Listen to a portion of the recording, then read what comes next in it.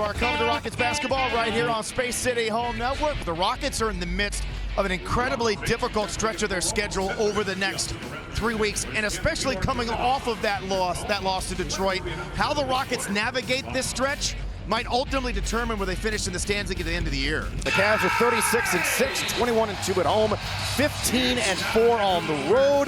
Have the second best net rating in the league. Also come into this as the best rated offense in the NBA. This will be a challenge. This will be a test. The Cavaliers were among the new wave of young teams that were currently taking the league by storm. Like the Rockets, the Cavs roster is built around a core of recent draft picks, bolstered by the addition of smart, veteran signings, and were being guided to success by a new head coach who was widely respected for his ability to mold talented youth into part of a formidable competitive unit. In 2021, the Houston Rockets passed on Evan Mobley to take Jalen Green with the second pick in the draft. He was out for this game but would likely return when the teams met again in Cleveland later this week. The Cavaliers joined the league 55 years ago in 1970 as the Rockets played their final season in San Diego. A local Cleveland sports fan and former postman, Mileti, became the team's first owner and brought in the basketball coach from his former college, Bowling Green, to guide the Cavaliers through their first seasons. Our ball right here. Now just stay together. Just stay together.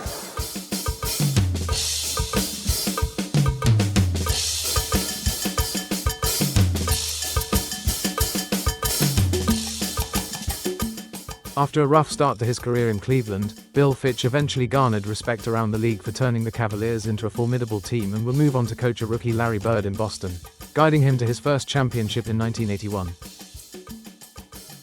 He moved to Houston in 1984 where he would coach another great of the game in his rookie season. He helped the Rockets reach the NBA Finals in 1986 but lost to his former team in 6 games.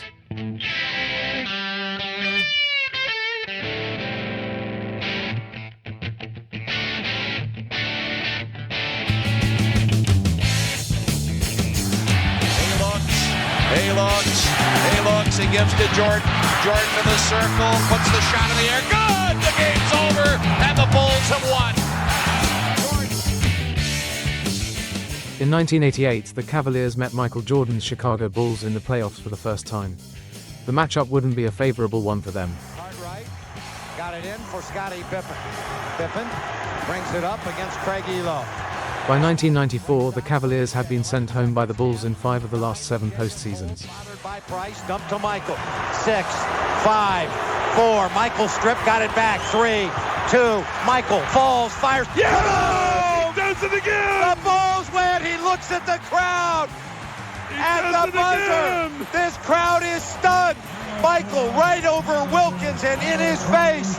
And the Bulls have swept the Cleveland Cavaliers. They weren't a serious organization for the next decade until the greatest basketball player of all time, who happened to hail from Akron, Ohio, joined his hometown team and gave the city of Cleveland hope that they would be led to the promised land. Despite a historic start to what would become an enduring career, LeBron James' first stint with the Cavaliers is remembered for his collapses during clutch moments in the playoffs.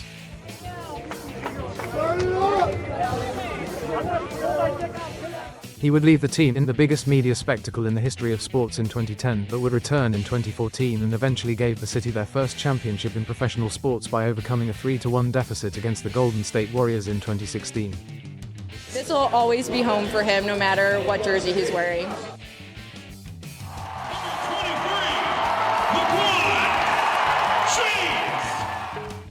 So as you saw, there was a lot of appreciation for LeBron. Everyone just happy that he was able to deliver a championship to the Cleveland Cavaliers. So as they say, time heals all wounds, but at least in this case, a championship does. Following his second exit from the team, the Cavaliers' subsequent rebuild has been a success, and in 2025 they are one of the league's most exciting young teams.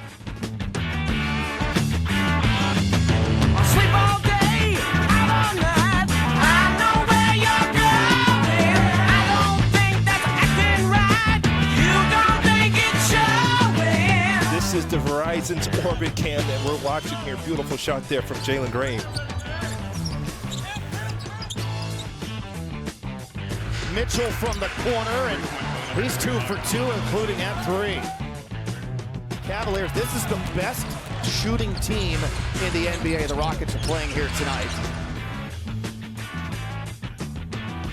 Here's Strus over Green, and he makes a three, so they've already made 3 threes to start this ball game, and that's why they're up by 7. I'm jumping up, falling down, don't misunderstand me. You don't think I don't know your plan, what you trying to hand me?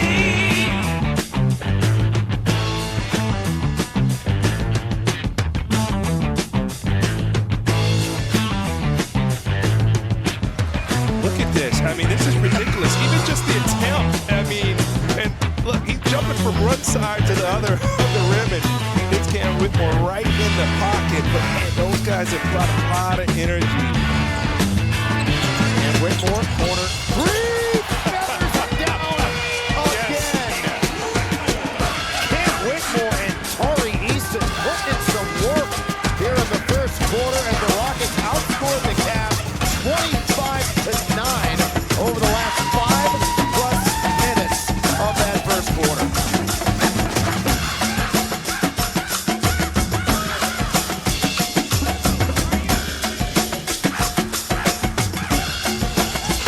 Van Fleet to Thompson, corner, 3! Haven't seen one of those go down, it feels like in a while, but he made that his first of the game. He's got 9.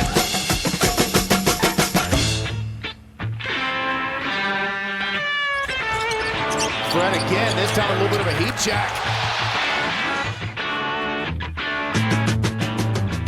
After controlling the game throughout, the Rockets started the fourth quarter with quick buckets from Amen Thompson and Cam Whitmore, but suffered a 7-minute scoring drought that let the Cavaliers take control of the game.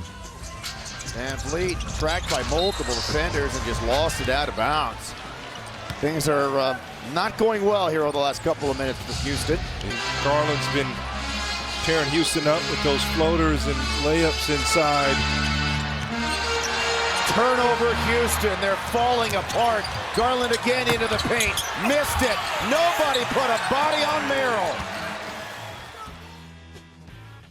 They found themselves down by 6 with just 3 minutes to play when Fred VanVleet knocked down back-to-back threes to tie the game back up. Dylan Brooks up top to Van Fleet, launches a deep one, hits it, and ties the game!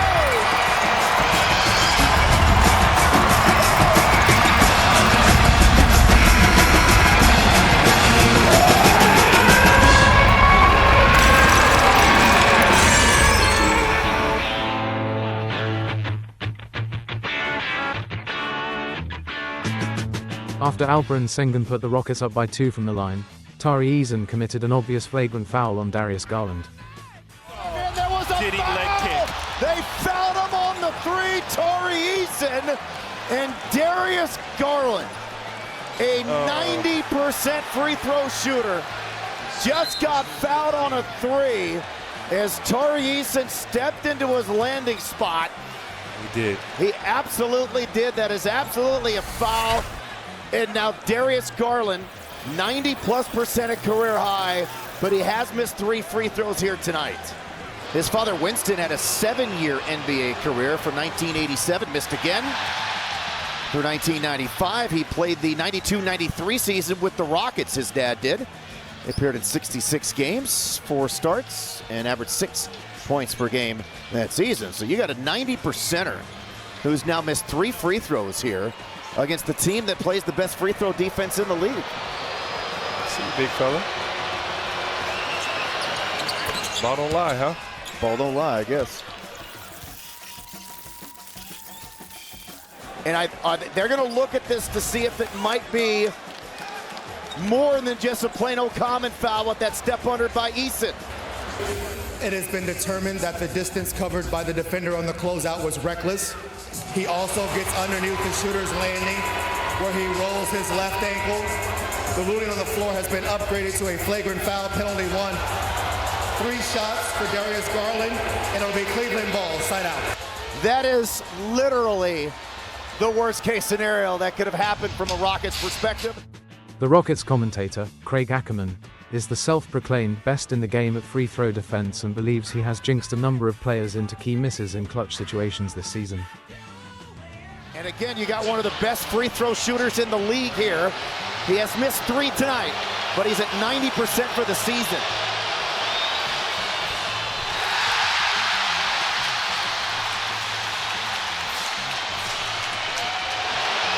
One more.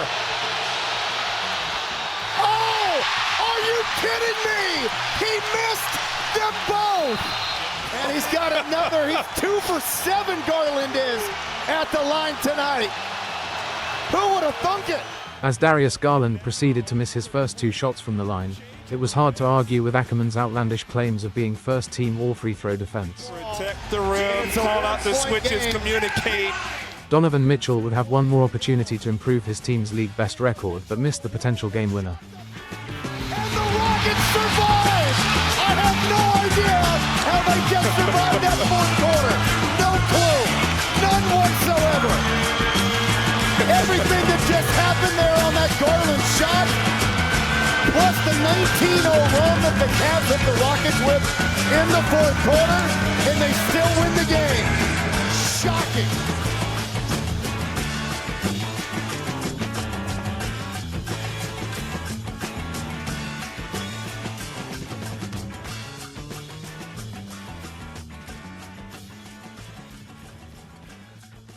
The Rockets had stolen one in Toyota Center and looked toward the rematch in Cleveland in 3 days' time.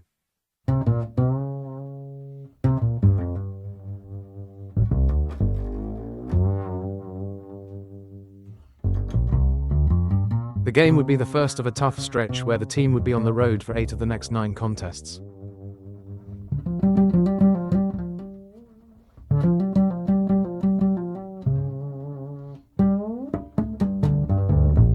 The Cavaliers were out for revenge, and Evan Mobley was looking to prove the Rockets had made a mistake by drafting Jalen Green ahead of him. Only twice this season have the Cavs lost 2 straight games. Tonight they look for a bounce back against the Rockets as the tip is eventually grabbed by Donovan Mitchell, and we are underway. John Michael, Brad Doherty, and Serena Winters. Donovan Mitchell opens the scoring. And Bleed's picked up by Mobley, forced a tough shot there as Mitchell grabs the loose ball as Evan Mobley with immediate impact on that defensive end. Mitchell for 3. Hey, he's got it. There's Strus inside. He's watched by Green off to Mitchell. Another. He'll feed the post. Şengün's down there with a shorter Strus. Back out it goes to Brooks. He'll repost. Now he'll snap a pass to Green off to Van Vliet. Van Vliet for 3. Van Vliet hit 7 of those in Houston 3 nights ago as he gets on the floor.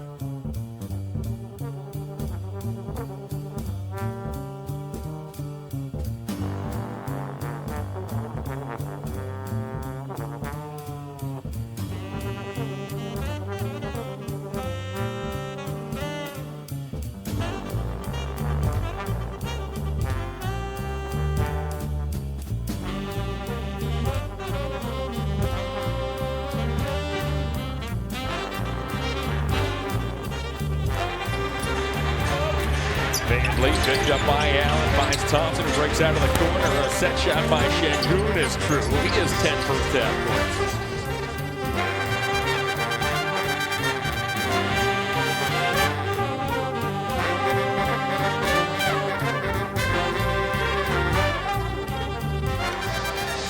Mobley inside on Thompson. He'll put it up. Thompson with the block. It comes to Brooks.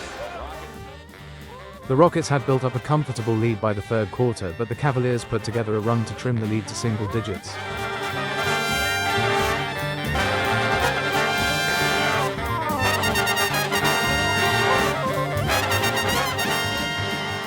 And the Cavs are going to play a hack of Steve Adams. So Merrill fouls Adams. He's at 53% for his career. This season, 36%. He's missed the 2 free throws he's taken tonight. Adams' first is perfect. There you go, John. One more coming. Yep. Checked in tonight, 16 of 44 from that line. So there you see the numbers. The Cavs play the percentages too, and now Tristan will hug Steven Adams.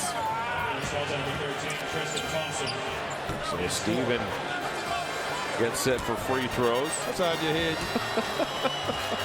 Tell you what. Steve hits both. Their plan to intentionally send Steven Adams to the free throw line backfired and spurred Houston on a run of their own as the lead grew back to 19 just before the start of the fourth quarter. Cleveland mounted yet another comeback effort, slowly trimming down the deficit until Darius Garland tied the game up with less than 2 minutes to play. Garland has 2 free throws with a chance to tie. There's one. Big shots. And Darius Garland's been magical throughout this entire game. Şengün puts his back into Mobley. Gets to the paint. Hooks, misses. Thompson follows. It's a 3-point game. 60 seconds to go.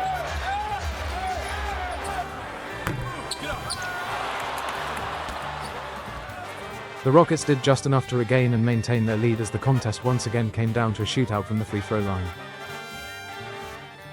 Thompson makes both. The Cavs have 1 timeout remaining.